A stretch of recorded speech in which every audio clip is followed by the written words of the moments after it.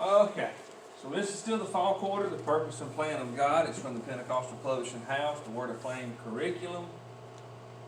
And like Sister Sheena had told y'all, the title of today's lesson is The Burden of Nehemiah. And it's just Teresa's testimony, prayer request, that she's got a burden. There's a lot going on right now. So it's going to be in the lesson, prayer and action, and it's a lot of going on in the lesson this morning, so we're going to go ahead and get into it. The focus thought is that God places burdens on our hearts. That's where they come from. And we're going to look this morning at Nehemiah and the burden that he received from God, and how, just like always, and we can take note from Nehemiah, God not only gives you the burden, God gives you the way to see the burden come to light, come to life, or what seems like it would be an impossible burden. With God in it, anything could happen. And it comes out, and I think I just used this here a while back in a sermon. But when Nehemiah, it not only went to the king and asked for permission to go rebuild the city, but he left with paperwork guaranteeing safe travel, permission to cut trees down out of the king's forest. You see, he made a way. God supplied what Nehemiah was going to need from probably the absolute last place that Nehemiah was expecting. The focus verse is from Nehemiah chapter 2, verse 18. Then I told them of the hand of my God, which was good upon me, as also the king's words that he had spoken unto me. And they said, Let us rise up and build. So they strengthened their hands for his good work. Our lesson text comes out of Nehemiah chapter 2, and it bounces from verses 1 through 5 to verses 17 and 18. And it came to pass in the month of Nisan, in the 20th year of that king's name, that wine was before him, and I took up the wine and gave it unto the king. Now I had not been before time sad in his presence. Wherefore the king said unto me, Why is thy countenance sad, seeing thou art not sick? This is nothing else but sorrow of heart. Then I was very sore afraid, and said unto the king, Let the king live forever. Why should not my countenance be sad when the city, the place of my father's sepulchres, lieth waste, and the gates thereof are consumed with fire? Then the king said unto me, For what dost thou make request? So I prayed to the God of heaven. That's a key point when we come out later. And I said unto the king, If it please the king, and if thy servant have favor in thy sight, that thou wouldest send me unto Judah, unto the city of my father's sepulchres, that I may build it. Then we'll skip up to verse 17. Then said I unto them, Ye see the distress that we are in, how Jerusalem lieth waste, and the gates thereof are burned with fire. Come and let us build up the wall of Jerusalem, that we be no more of reproach.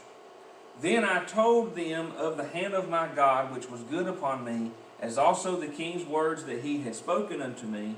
And they said, Let us rise up and build. So they strengthened their hands for this good work. Our cultural connection talks about a tornado hitting Joplin, Missouri. And let's see.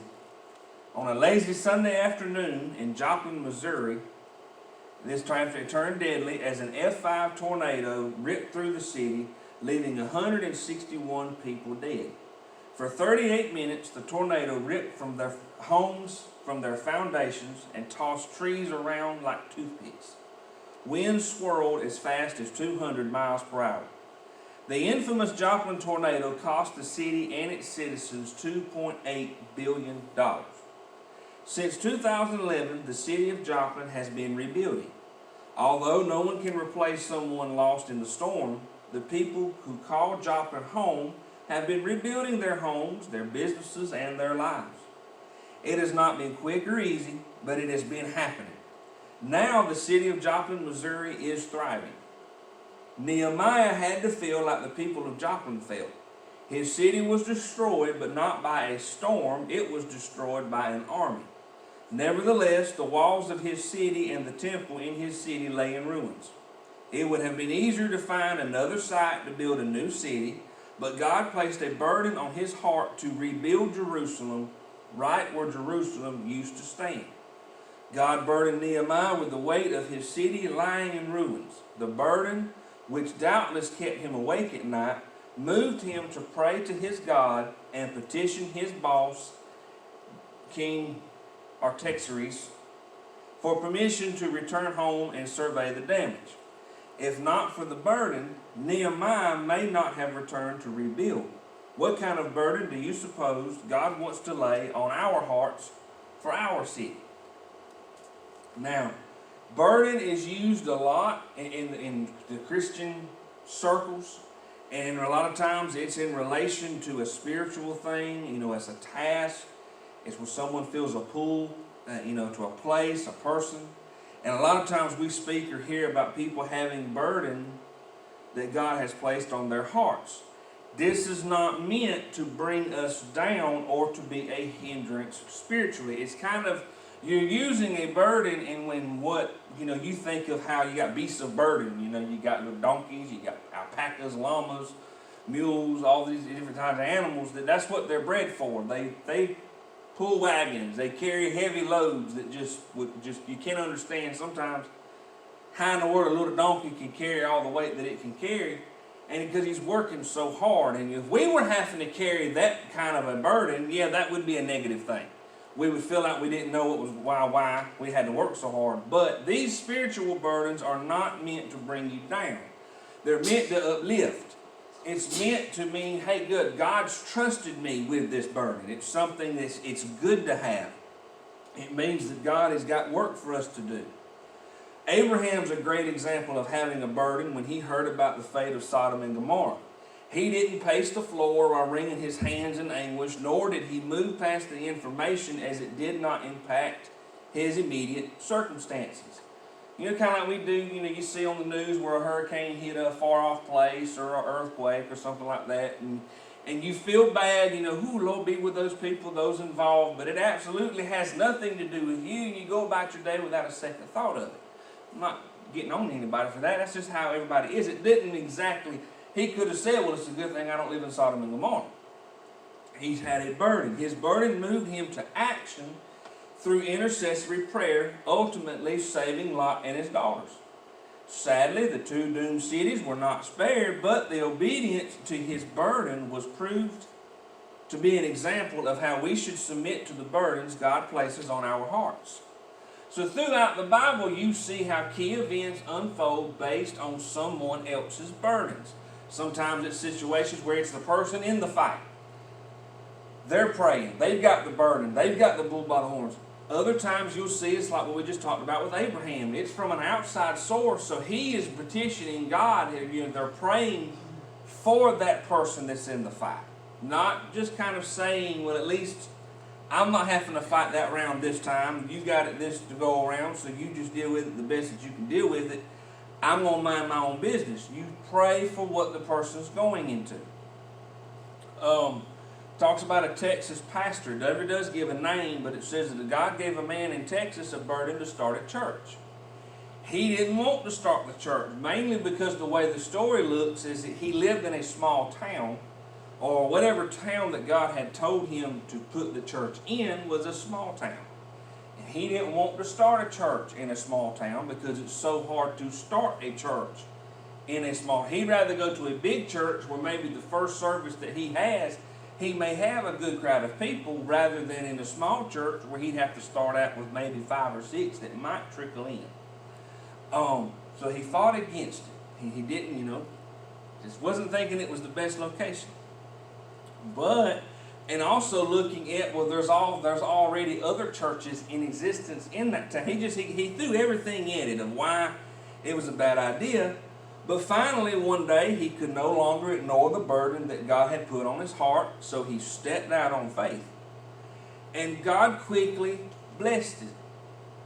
Now, that just goes to show the mercy of God there. God could have said, I'm going to hold back the blessing for just a little while because you took so long to act. But God didn't do that. Once this man said, okay, fine, I'm going to start it, God began to bless. Within the first 2 years, property was purchased for a fraction of the real estate value for that area. And as he began to plan construction for a new building, financial blessings came in at several key moments in order to keep the project moving. When the 4th anniversary of the church came around, they celebrated by having their new church dedication. Had this pastor not followed his burden, who can say if this church would have ever been established? Well, maybe God would have gave the burden to someone else and they would have acted on it and it still would have been a church there. But maybe not have. It would have been just a bunch of souls lost because the opportunity was never there because somebody didn't act on their burden. Now, talking about Nehemiah's burden and still plugging into burdens of us in today's time. Burdens almost never come at a convenient time.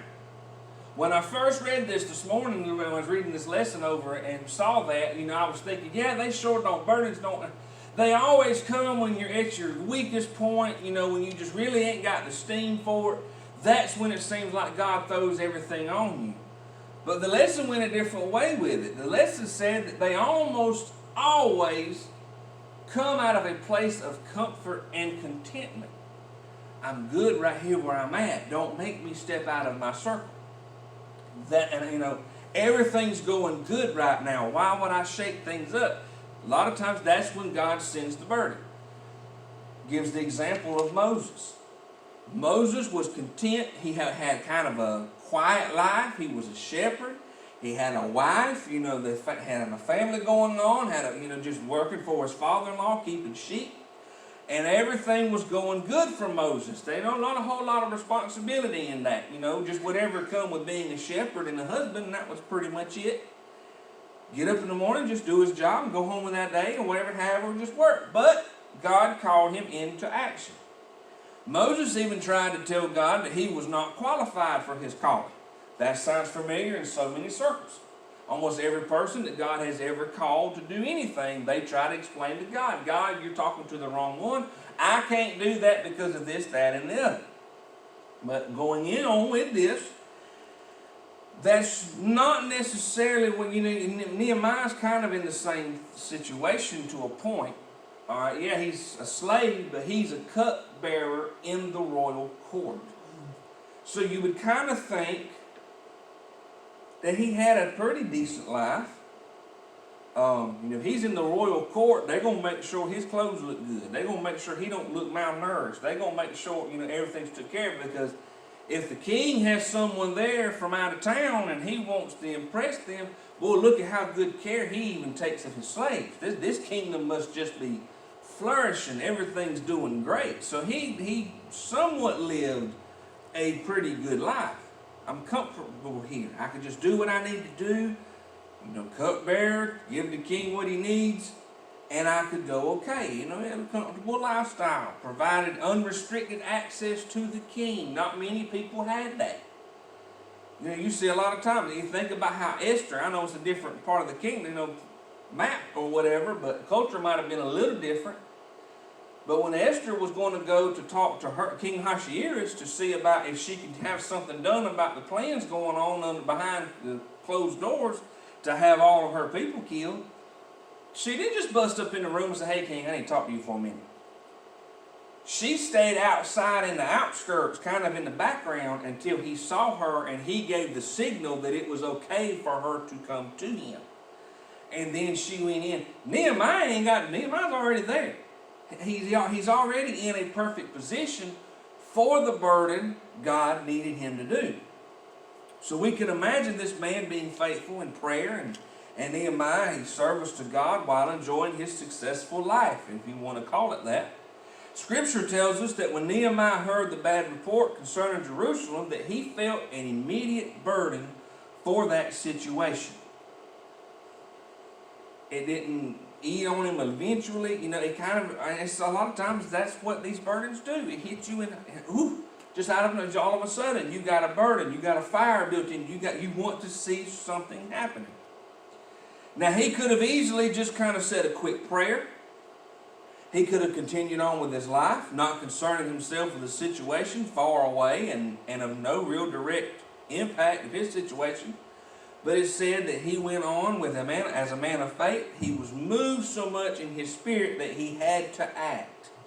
When we walk by faith, we should anticipate the burdens will come. They're going to come down the line, and don't look at them as a negative thing. That's the whole point of this lesson this morning. That's what I got out of it, is don't look at a burden as a bad thing. You know, sometimes on your job, you know what your job specifically is for you to do, and you may see some other things that might need to be done, and you're thinking, well, I could go handle that and take care of it, and be a team player and everything, but I know good and well, if I do it this time, that's going to be my baby from now on. And sometimes we do them, and it's our baby from now on. Sometimes we just leave it because I'm not even going to be the one getting in trouble for it when the boss people know that it didn't get done. And it's just a different thing, but sometimes when we're talking about with God right here, if you see that burden hits us, we don't need to think, well, oh, Lord, that's even more added onto my plate. God, can I trade these two in for that one that you're trying to give me now? Don't look at them as a bad thing. Look at them as a great thing that God is trusting you with that burden. It's going to, if you walk by faith, they're going to happen. More importantly, we should move to action by obeying the leading of the Holy Ghost. All right. People in great affliction and walls broken down. Great affliction and walls. Personal experience should give us the ability to sympathize with others. Life is hard. Nothing else is said today that's true. Those 3 words are as true as you can get. Everyone has heard or even made this statement at some point. Life is hard. Usually after a hard trial, we've all probably said that or something similar several times through this past year. 2011, we've said hundreds of times. 2020 has just been something else. Have y'all seen the little meme that said that they can't wait just to see the looks on children's faces in a few years when they're in history class, when they're trying to remember all the things that happened in 2020, and they're going to be telling the teachers there's no way all that happened in 1 year. And the teachers is going to have to just kind of break their hearts and tell them, yes, it did. Personal experience should give us the ability to sympathize with others when trials and tribulations overwhelm them. Even more, our spirit should be moved to action to assist others in need. Galatians 6:2, bear ye one another's burdens, and so fulfill the law of Christ.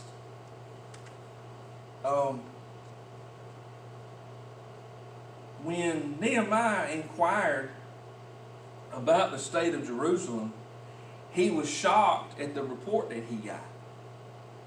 A lack of progress with rebuilding of the city. It just seemed like nobody really cared. No one else had the burden that he had.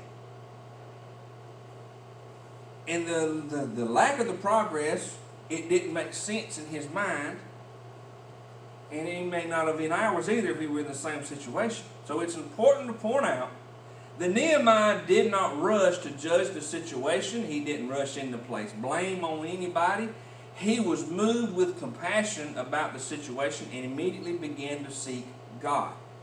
He didn't try to offer advice to just one certain person and then it just kind of ends there. Sometimes that's kind of like the easy way out, and then people want to think that they just conquered the world because they just kind of get.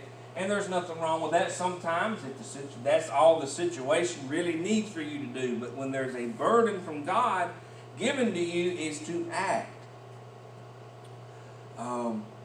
Too often people are quick to look for someone to blame, or they become critical of a situation with which they are not directly involved. People look for something like instead of seeking a way to help the person, you kind of come up with a reason of why they're in the situation to begin with. Well, just because, the Good Samaritan story. When he saw the man laying in the ditch, he picked him up, put him on his donkey, and carried him into town.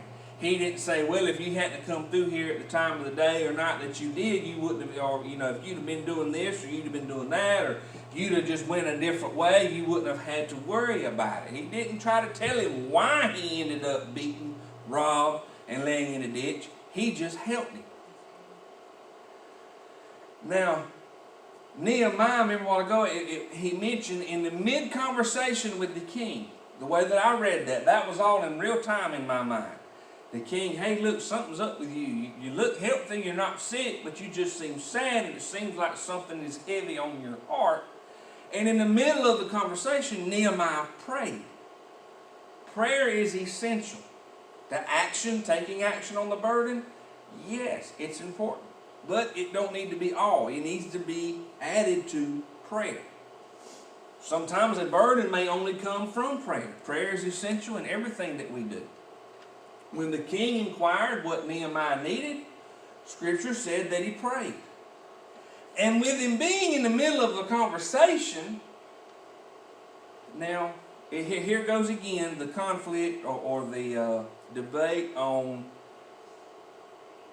just a little talk with Jesus on this side and the hour of prayer on this side. If you have time, if you're able to say how you spend an hour, and when I say you spend an hour praying, in my mind, when I hear somebody say that, I'm picturing you prayed for about 30 minutes and then you gave God 30 minutes. One-sided conversations just don't work. That's not communication. That's just somebody talking at someone else. So also remembering to give God some time to talk to us. That meditation time is very important, and it's part of prayer.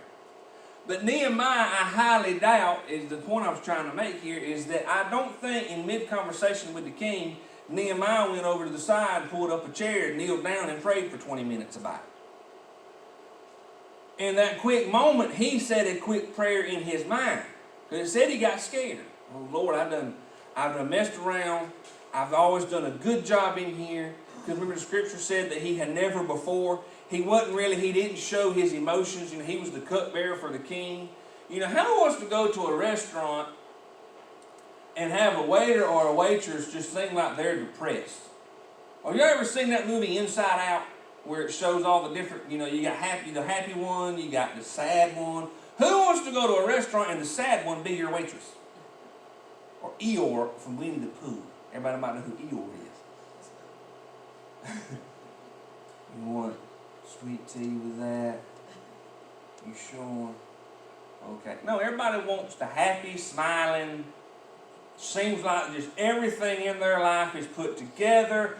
They are just as happy as they can be, making maybe $4 an hour, and everything else that they're making comes off of the tips that they're hoping you're going to give them. So nobody would want a depressed cupbearer coming into the king. Hope you enjoy it. Nehemiah, he got afraid. Oh, I've messed up. My emotions just showed through too much. The kingdom. Evidently, he's an intelligent man, apparently, because he's picked up on something not right. When you're around people enough, you know when something's not right. Well, King still picked up on it, and he got scared. Because the king asked him about it. You don't seem to be sick. Everything's all right. So I would say it's just something weighing in on your heart. What's wrong? Maybe Nehemiah was like, I hope this goes good. Because Lord, if he don't like what I'm fixing to say, he can just kind of have me just done away with, and he can have a new cupbearer in here in about 20 minutes. It's just, he prayed, just had to be a quick prayer of, Lord, be in here with me. Jesus, take the wheel. Now, the reason why he prayed is that's our communication with God. God created us for fellowship and relationship. He wants us to talk with him. That's I want to say it's one of the things that we're here for. So seek him every day in prayer. When the king asked him what was going on, we can't assume that this was his only prayer. Kind of maybe think in your mind, if he's burdened about it, Nehemiah's probably been praying about this leading up to this point. Now, I know I'm putting a lot of speculation into Scripture, and some people may argue with that, but how many people have ever had a burden that to the point that it had them, like Nehemiah is right now, that they hadn't been praying about it. They hadn't been already seeking God. His spirit would not have been so quick in yielding to the voice of God, and would not have been in regular communication if he hadn't already been talking. If you haven't already been talking to God and praying, see how we're doing right here is the point the lesson was making. He's in the situation. The king has opened the door. What's going on with you? Nehemiah was ready, because Nehemiah had to have already been praying about it, or he already had a plan in mind of what he was wanting to do. God created people for the purpose of fellowship. It didn't take away. There he's conversating with the king right here, but he still in that moment had an opportunity to talk to God. He desires to have a relationship. Relationships only grow and maintain strength through frequent communication. If a husband only communicates with his wife once a week, there is little doubt that that relationship will not grow. It's ironic that many people only seek God when they attend church once a week, if they attend that often. They treat God as if he is some kind of cosmic vending machine. If you just need something, just insert a prayer and out pops the answer. We must seek God daily in word and deed. Psalms 34:15 says, "The eyes of the Lord are upon the righteous, and his ears are open unto their cry." After Nehemiah prayed, he went on to give a detailed petition of his needs to the king. Not only did God give Nehemiah a detailed list of what was needed, he also moved on the heart to give Nehemiah what he needed. Maybe the king had already been thinking about it. I don't know. But somehow Nehemiah had so much favor from the king. Well, that's all you need. Here you go. When are you going to come back? That's the only question the king asked him. When are you going to come back? Kind of like a boss man talking to a really good employee. You need some. When you think you're going to come back? Because I don't want to lose you forever. I like your work. So right here we're talking about drive to pray. That's what our burdens will do. They'll drive you to pray. You may think everything's hunky-dory and everything's all right with somebody, but their burden could be driving them to pray. How many times have you thought of a song but could not remember the title? It'll drive me crazy sometimes. Just simple thoughts like that. The other day it was something simple. We was talking a conversation, talking about football. We could not remember, University of Georgia was supposed to be getting a quarterback transferring in from Wake Forest, and then he decided because of COVID to sit this season out. We were talking about that the other day, and we could not remember where he transferred in from. Could not remember it. It was 3 days later, it just randomly hit my head, Wake Forest. Why could I have not remembered that during that conversation? Or you trying to remember somebody's name and you got their face right there in your mind and you cannot remember their name. I just had another one, conversation I had with somebody else trying to remember who was our instructor for criminal justice, STC, way back. We couldn't remember her name. I just thought of it. Miss Raines. That was Thursday we had that conversation. I couldn't remember it then, and it just hit me like that. Anyway, we have times when we can't remember stuff, and you can hear the song play in your mind, but the title will not come. So that's when you start singing the whole song through, because you're like, okay, that moment's going to hit the minute when I say the title, and it's going to happen. You can remember all the lyrics except the phrase, ooh, they're getting deeper, except the phrase that contains the title. Sometimes we can let go of trying to remember the title, other times we can't. When the latter occurs, we conduct a frantic search through our music library, or in today, right now, you get that phone out, you go to Google, you type in what of that song you can, you find some way to find that answer. But see, when you maintain a healthy relationship with God, there will be times when we feel a burden in our spirit, and anytime we feel this spiritual burden, we should pray. Not just a little, but until we feel relief from the burden. You may get somebody's name on your mind. You start thinking of someone maybe you haven't talked to in years. You hadn't heard from them, but for some reason you just got them on your mind. It may drive you to call them to check on them, or Facebook message, or however, some kind of social media. If it's a way to get in touch with them, it's what you use just to check on them. Maybe you can't find them, so you just pray. You may pray that one prayer and it just seems like everything's okay. You may pray for them for 2 or 3 days. You may pray for them every day for a week before you feel that burden is lifted. So it's not always a huge burden that just takes you, like Nehemiah building a city or rebuilding a city. The pastor in Texas starting up a new church. Some burdens are just simply pray for somebody. Sometimes it hits different ways. It might not just be prayer.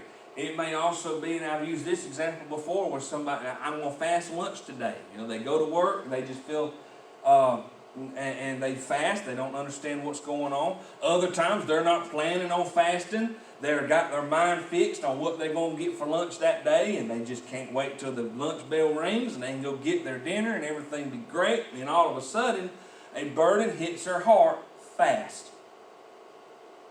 But you don't understand. Remember a while ago, burdens rarely come. Get halfway to work that morning. Man, I forgot my lunch in the refrigerator. Well, I need to fast anyway. That's not really a true thing.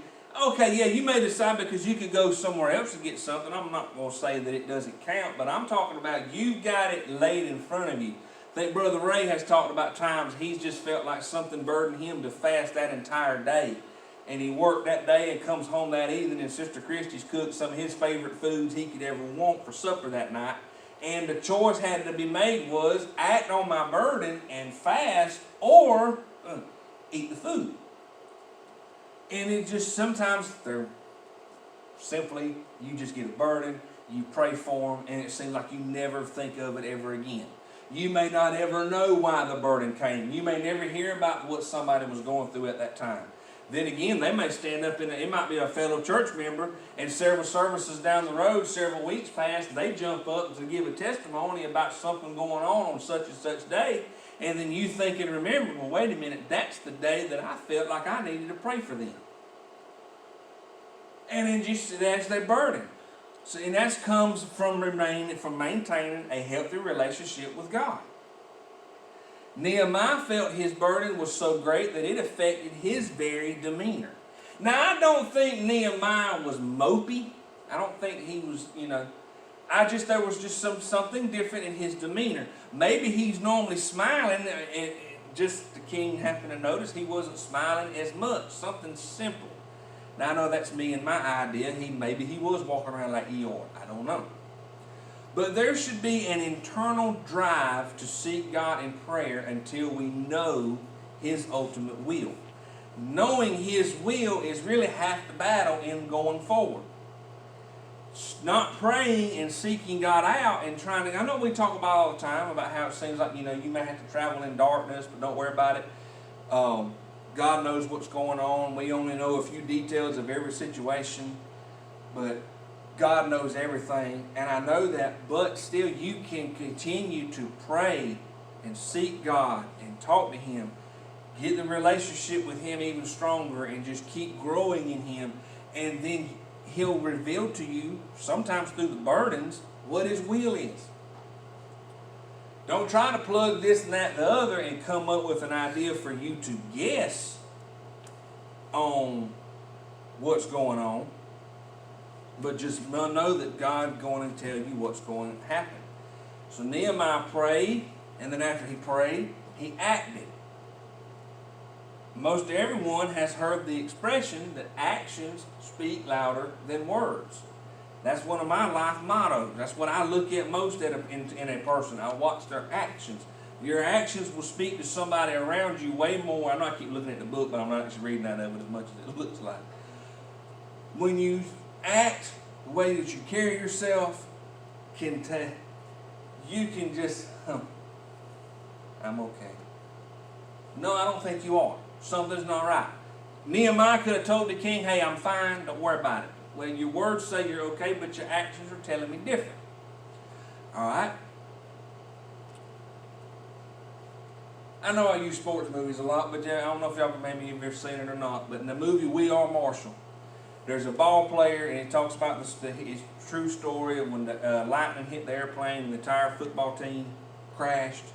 And the next season, the college was determined, the community was determined they wanted a football team. They got a new coach, and he kind of had to put together a ragtag team of players. But there was one player from the original team that wasn't with them that night because he had been injured. Well, he wanted for all he had. He was going to play. He was going to play. He just was nothing going to stop him but that injury to his shoulder. And there's a scene in the movie where he's talking to the coach. He's telling the coach, I'm fine.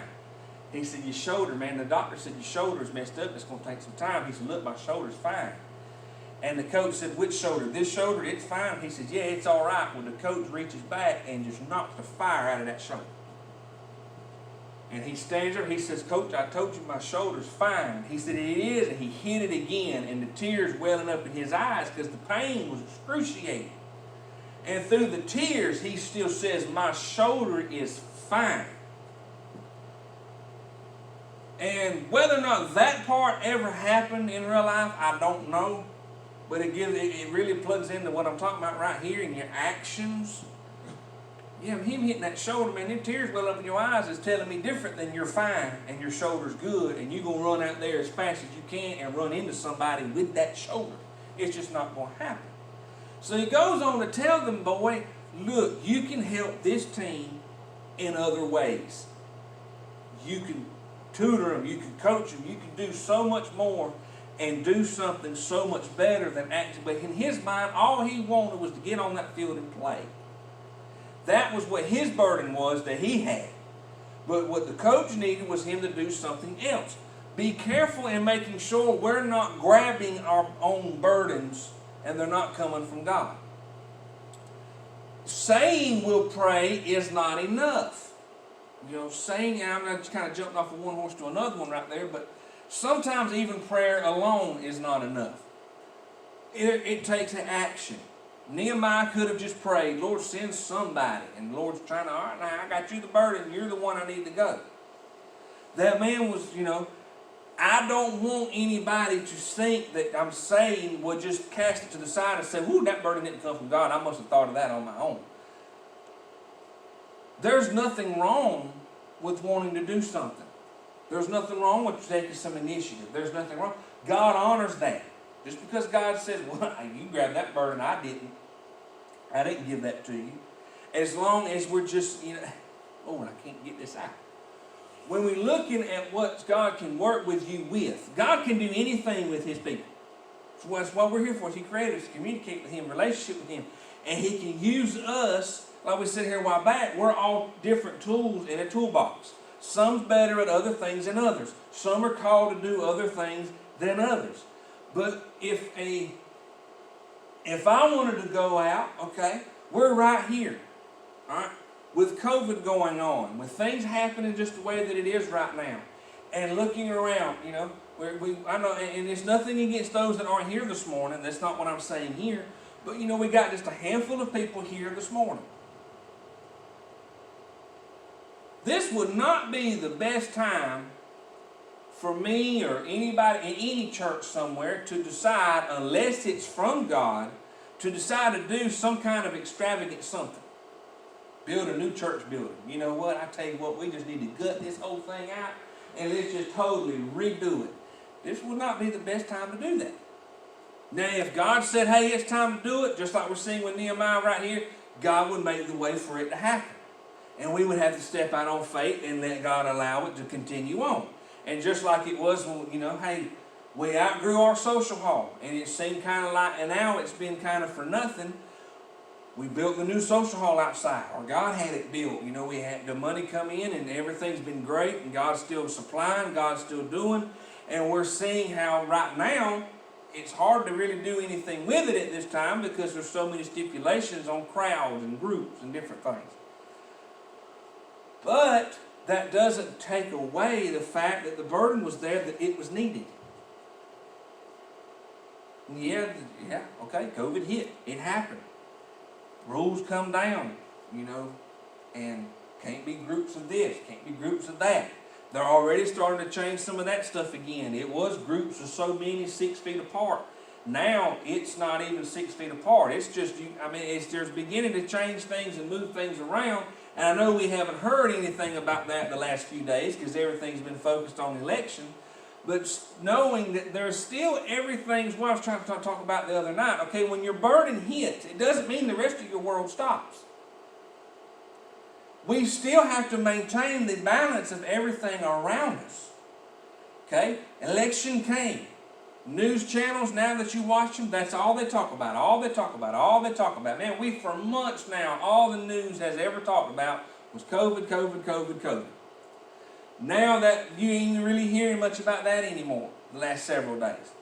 Does that mean it's gone? No, it's still around. So we're still being careful. We're still trying to do things the best way that we can to keep everybody safe. Okay?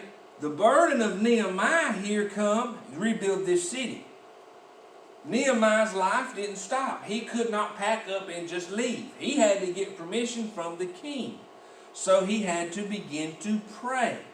And then after he prayed, there took a time where he took action. When he told the king what was weighing in on his heart, that was his first step of action that he took. He was willing to submit to the purpose of God, even if it meant stepping out of his comfort zone. He could have thought, I'm good where I'm at. I got everything I need. I got food in my belly. I got a roof over my head. I got a cushy job. It could be worse. But I'm still not going to worry about it. I'm going to step out of my comfort zone. See, like I was talking about. Burdens come in such wide degrees of, I guess how you can say, sizes. You can have maybe a small burden that really doesn't require you to do much but say a prayer for somebody. Then they can move on up to the big log like we're talking about right here, and it be such a big burden that you can't stay in your comfort zone. You may have to go talk to somebody that you're not used to. I don't do good talking to people I don't know. Well, if you don't talk to anybody, you never get to know anyone. And it's just stepping out of the comfort zone and being willing to say, okay, God, me stepping out of here means I have no idea what to do next. So I'm going to have to depend on you, on what I say and what I do. Nehemiah asked for permission. He evidently was a man of good character with a favorable occupation, and he still stepped out of it. The king took notice of Nehemiah, and he saw a visible change in Nehemiah. Nehemiah offered his request. And through him offering that, he could have told the king, I'm fine, don't worry about it, I'm okay. He was able to return to Jerusalem. He didn't just pack his suitcase up and him walk out of the palace and head to Jerusalem with just whatever he packed. He went back with provisions for the project, papers for safe travels, materials from the king's wealth for the project. Everything he needed added up to where he was going. See, Proverbs 16:3 says, commit thy works unto the Lord, and thy thoughts shall be established. Things that you think of. Sometimes we get ideas. Sometimes we get wants. Sometimes we say, God, I would like to see such and such. Well, if you commit the works that God's given you, it goes back into that. If you'll be faithful in a few things, that's the more things down the road God will begin to let us have opportunity to put our hands in, to work with. Now, one thing to remember also with the bigger burdens, they strengthen their hands for work. Nehemiah found a people with no desire or motivation to work. Don't get disheartened when you see that maybe nobody else has the burden that you have. They may not have it, period, but maybe they just need some motivation, and that's the case that Nehemiah finds himself in. When he first finds them, there's no desire. They're kind of like, why would we want to worry about it? So once he surveyed the situation and he saw, and he took his time going around the city, surveying not only the wreckage of the walls, but the temperament of the people.